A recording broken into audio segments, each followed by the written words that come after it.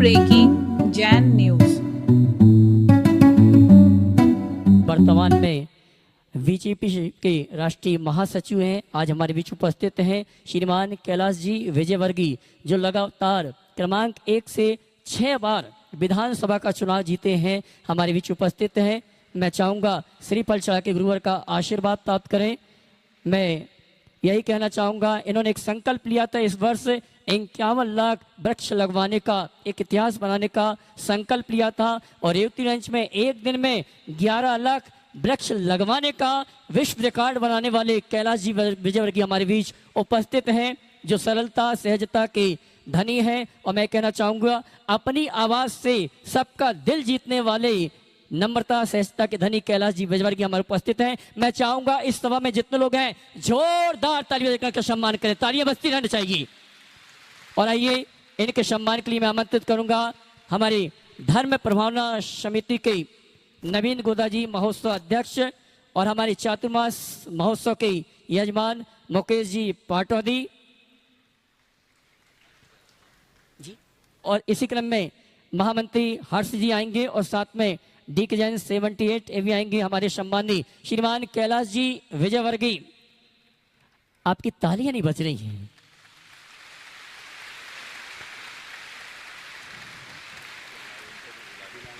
और इसी क्रम में मैं आमंत्रित करूंगा, आप जो अभय प्रसाद देख रहे हैं, विगत 8 दिन से परम पूज मुनिवर की देशना हम आप सुन रहे हैं, और आगे आने वाले दिनों में भी इस अभय प्रसाद में हम मुनिश्री के प्रवचन का लाभ लेंगे। हमारे बीच में अभय प्रसाद जो ट्रस्ट है उसके अध्यक्ष महोदय श्रीमान विनय जी छजलानी हमारे उपस्थित हैं। मैं सम्मान से आमंत्रित करूंगा, और हमारे धर्म प्रभावना समिति के निर्देशक भी हैं श्रीमान विनय जी छजलानी, जोरदार ताली बजाकर इनका सम्मान करें। और इनके सम्मान के लिए मैं आमंत्रित करूंगा बिलाला परिवार से सुधीर जी बिलाला, जो कि हमारी महोत्सव कमेटी के स्वागत अध्यक्ष हैं। ध्वजारोहण करने का भी सौभाग्य प्राप्त हुआ है। साथ में मनोज जी वाकलीवाल और मुकेश जी पाटौदी ये आएंगे। हमारे सम्मानी विनय जी छजलानी जो अभय प्रसाद जो ट्रस्ट है उसके अध्यक्ष हैं, इनके लिए जोरदार तालियां का सम्मान करें। और इनके सम्मान के लिए मैंने आवाज़ दी है हमारी महोत्सव के ध्वजारोहणकर्ता स्वागत अध्यक्ष परिवार से श्रीमान सुधीर जी बिलाला, हमारे यजमान श्रीमान मुकेश जी पाटौदी और मनोज जी वाकलीवाल और दिलीप जी पाटनी, ये सभी विनय जी छजलानी का सम्मान का कार्यक्रम संपन्न करेंगे। और इसी क्रम में हमारे कैलाश जी के साथ तीनू जी, जो कि हमारे समाज के जैन समाज के गौरव पार्षद हैं, वे भी आए परम पूज मुनिवर के श्री चरण मनन करते हुए गुरुवर का आशीर्वाद प्राप्त करेंगे। और उनके सम्मान के लिए मैं आवाज़ दूंगा हमारे पवन जी सिंगई और साथ में विजय जी पाटौदी ये आएंगे।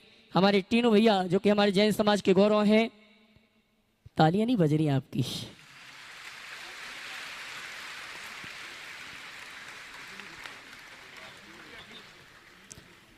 और तीनों भैया के सम्मान के लिए मैंने आवाज़ दी है भाई पवन जी सिंघई, साथ में विजय जी पाटौदी आएंगे। हमारे तीनों भैया जो कि हमारे जैन समाज के गौरव हैं और कैलाश जी के बहुत बहुत करीब हैं, ऐसे तीनों भैया के लिए बहुत ताली बजाएं। और आइए मैं आमंत्रित करूंगा हमारे नगरीय प्रशासन मंत्री मध्य प्रदेश शासन, जिन्होंने इंदौर की विकास के लिए अपना पूरा जीवन समर्पित किया है, अपने शब्दों में अपनी बात रखने के लिए आमंत्रित कर रहा हूं कैलाश जी विजयवर्गीय।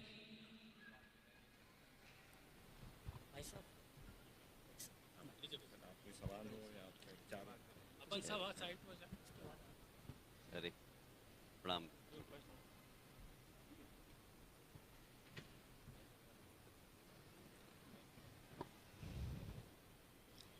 बोलिए जैन शासन देव की, सभी संत और आचार्य मंडली की, मातृशक्ति के रूप में हमारा साध्वी समाज बैठा उनकी भी, आप सबकी भी जय जयकार। मुझे प्रसन्नता है, मैं हमेशा टीवी पर देखा करता था,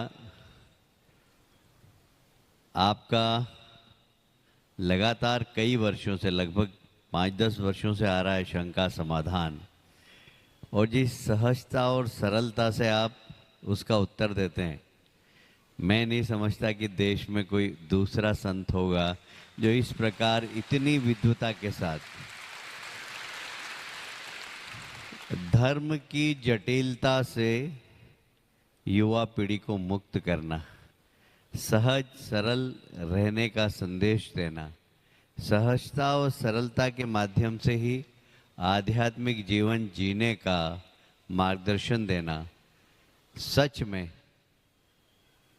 समाज की सारी कुरीति समाप्त हो सकती है यदि इस सहजता और सरलता के साथ युवाओं को मार्गदर्शन मिले। एक बार जोरदार तालियां बजाकर प्रणाम सागर जी को प्रणाम करें। इंदौर धन्य है, परम पूज्यपाद आचार्य विद्यासागर जी महाराज, जिनके दो शिष्य आज यहाँ पर हैं। एक प्रणाम सागर जी हैं, एक विनम्र सागर जी। विनम्र वही हो सकता है जो प्रणाम करे। प्रमाण, अच्छा प्रमाण है, प्रमाण तो फिर विज्ञान है। और आज लोग प्रमाण की बात करते हैं तो साक्षात आचार्य गुरुवर प्रमाण है हर शंका के समाधान के। और हमें गर्व है कि आज की नई पीढ़ी दिशाहीन नहीं हो, इसके लिए आपका शंका समाधान कार्यक्रम समाज की मास्टर की है, जो आध्यात्मिकता से युवाओं को जोड़ने का काम कर रही है।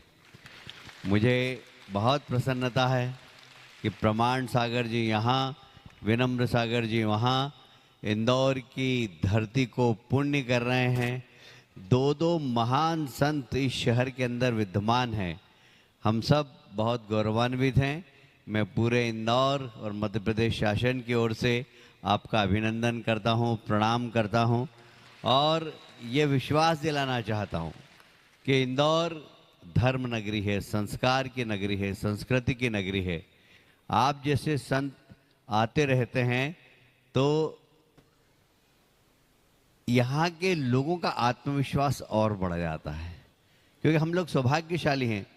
माँ हिल्या शिव भक्त थी और उन्होंने इंदौर शहर को सारी दुनिया में अपनी प्रशासनिक क्षमता, अपनी प्रशासनिक निष्ठा व धार्मिक भावना के कारण इंदौर को गौरवान्वित किया है। आज भी इंदौर गौरवान्वित हो रहा है। आपने स्वयं ने कहा कि 51 लाख पेड़। ये मैं सौभाग्यशाली हूँ। एक भजन है बहुत अच्छा, करते हो तुम कन्हैया मेरा नाम हो रहा है। ये इंदौर की जनता करती है और नाम मेरा हो रहा है। मेरी क्या ताकत कि 51 लाख पेड़ लगाऊं मैं, और उसके पीछे आप जैसे संतों का आशीर्वाद है। जब भी आप अच्छा काम करने जाओ, संतों का आशीर्वाद लेकर जाओ तो निश्चित रूप से उसमें सफलता प्राप्त होती है। और ये 51 लाख या वर्ल्ड रिकॉर्ड जो हमने बनाया है इंदौर की जनता। महाराज जी, हमने सब समाज को आमंत्रित किया था। हमने जैन समाज की बैठक ली है, टीनू जी के और डीके जैन साहब, इन सब के नेतृत्व में, नवीन गोधा जी। और हमने कहा कि एक हम महावीर वाटिका बनाएंगे, आप आओ और वहाँ पेड़ लगाओ। मुझे कहते हुए गर्व है, ऐसे परशुराम वाटिका, रविदास वाटिका, बहुत सारी वाटिका बनी है। जैन समाज की हमारी मातृशक्ति और नौजवानों ने वहाँ 11,000 पेड़ लगाए 5 घंटे के अंदर। समाज ने 11,000 लगाए। तो ये समाज के लोगों का इसमें योगदान है। तो मैं सभी समाज के लोगों को भी प्रणाम करता हूँ और हम सब बहुत आनंदित हैं। आप इंदौर में चौमासा कर रहे हैं, हम भाग्यशाली, हमारा पुण्य जागृत हुआ है। आप जैसे संत का इंदौर में आना हुआ है। जरा दोनों हाथ ऊपर करके तालियां बजाकर गुरुदेव के चरणों में प्रणाम करें और आशीर्वाद प्राप्त करें। जय जिनेन्द्र। हाँ, विजय जी छजलानी। गुरुदेव के चरणों में नमोस्तु नमोस्तु नमोस्तु। सर्वप्रथम तो गुरुदेव और मुनि संघ, यदि आपको अभय प्रशाल में कोई असुविधा हो तो मेरी ओर से और मेरे साथियों की ओर से क्षमा प्रार्थी हूँ। आने वाले संघ को भी यदि कोई असुविधा हुई हो तो उसके लिए क्षमा प्रार्थी हैं। मेरे पास बोलने के लिए कुछ नहीं है, पर चूंकि मौका मिला है तो मैं एक सवाल करना चाहता हूँ। आपकी आज्ञा हो तो एक सवाल कर लेता हूँ। गुरुवर, मैंने अपने आप में और कई साथियों से जब आत्मविमर्श किया तो ऐसा पाया कि अमूमन यदि हम अपने अंतर्मन की या जिसे कहते हैं हमारे कॉन्शियस या ज़मीर की बात सुनी है तो हमने कोई गलत काम नहीं किया है। पर जब इस अंतर्मन की भावना के ऊपर हमने कोई तृष्णा, लोभ, लालच, क्रोध, मोह, माया में पड़कर उस निर्णय को बदला है तो गलती हुई है। शायद इसी को कहते हैं विनाश काले विपरीत बुद्धि। तो ऐसे क्षणों में जब अंतर्मन और बाह्य आकर्षण में एक अंतर्द्वंद चले तो हमें किस तरह से अपने मन को संबल बढ़ाकर ऐसी परिस्थिति से बचना चाहिए? बहुत अच्छा सवाल किया। खड़े रहे आप लोग। सबसे पहले तो मैं कैलाश जी विजयवर्गीय साहब को अपना आशीर्वाद देना चाहूँगा। वे बड़े लगनशील, कर्मठ राजनेता हैं और इंदौर के साथ प्रदेश के विकास में अपना योगदान दे रहे हैं। इंदौर को एक स्वच्छ नगरी के रूप में प्रतिष्ठापित करने में इनका महनीय योगदान है और अभी आपके भाव और विचारों को आपके उद्गारों से हम सब ने अच्छे से समझा। मैं एक संदेश आपके माध्यम से आपकी सरकार और पूरे देश प्रदेश की जनता तक पहुंचाना चाहता हूं। आज के समय में अगर देश को सर्वाधिक आवश्यकता है तो धार्मिक सहिष्णुता और सामाजिक समरसता की। हम एक तरफ ये तो देख रहे हैं कि विभिन्न धर्मावलंबियों की धार्मिक भावनाएं दिनों दिन बढ़ रही है। धार्मिक आयोजनों में लोग बढ़ चढ़ कर के अपनी भागीदारी दे रहे हैं, लेकिन दूसरी ओर परस्पर में घोर असहिष्णुता का भाव विकसित हो रहा है और इससे सामाजिक समरसता खंडित हो रही है। ये हमारे देश के लिए, प्रदेश के लिए कतई उचित नहीं। हमें एक ऐसा प्रयास करना चाहिए जिससे भारत की जो मूलभूत धारा है वह अक्षुण्ण बनी रह सके, जो वसुधैव कुटुंबकम की भावना से अनुप्रेरित रही है। हमें उस पर पूरा ध्यान देना चाहिए। कई बार जब इस तरह की स्थितियां आती है सब लोग मुंह ताकते खड़े रह जाते हैं और हमारा सारा गौरव छिन्न भिन्न हो जाता है। मैं संकेतों में बात कर रहा हूं, हमें इस पर पूरा ध्यान देना चाहिए। मुझे उम्मीद है कि इस दिशा में सार्थक पहल होगी। अब मैं साजरानी जी की तरफ आता हूँ। विनय जी ने बहुत ही सद्भावना के साथ इस अभय प्रशाल के परिसर को इस चातुर्मास के लिए उपलब्ध कराया, ये बहुत बड़ी बात। जिस दिन हमारा यहाँ प्रवेश हुआ 17 तारीख को आपके द्वारा धर्म भावना समिति के द्वारा तैयार किया गया पांडाल उसी दिन छोटा पड़ गया। 21 तारीख को कलश स्थापना थी। 4 दिन के अवकाश में कोई भी अल्टरनेट व्यवस्था करना असंभव जैसा था। मुझे दिलीप जी गोधा ने बताया कि महाराज जी बाजू में अभय प्रशाल है, अगर आप देख ले तो अति उत्तम होगा। हमने कहा भाई अभय प्रसाद कौन देखते, उनको पहले देखूं तब उसे देखूं। विनय जी तक सूचना पहुंची, ये अपनी धर्म पत्नी के साथ सुबह सुबह आ गए, और जब मुझे ये स्थान दिखाया तो मुझे लगा कि यहाँ पर चातुर्मास कलश स्थापना का कार्यक्रम हो सकता है।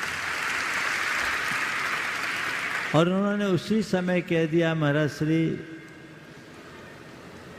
आज के बाद हम कोई बुकिंग लेंगे नहीं, और जितने दिन खाली है आपका नित्य यहाँ प्रवचन प्रवास हो, हमें खुशी होगी। और उनके इस सहयोग से चातुर्मास स्थापना का भव्य समारोह सानंद संपन्न हुआ। इसका पूर्ण श्रेय विनय जी को देते हुए समाज को उनके प्रति कृतज्ञता भरा आभार प्रकट करना चाहिए।